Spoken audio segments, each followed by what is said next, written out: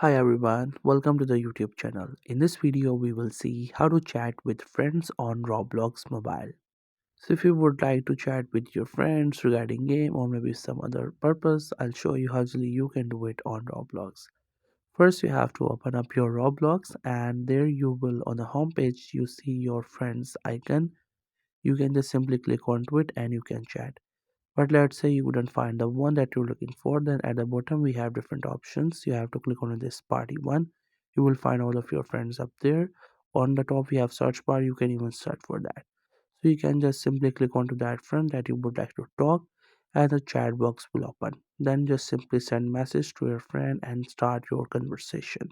If your friend is online at the moment, he or she may be reply you within the same time.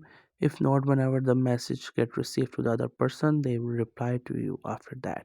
So that's how you can do chat with your friends on Roblox Mobile. I hope you found this video helpful and informative. Make sure to subscribe to the YouTube channel for more informative videos and updates. And thank you for watching the video.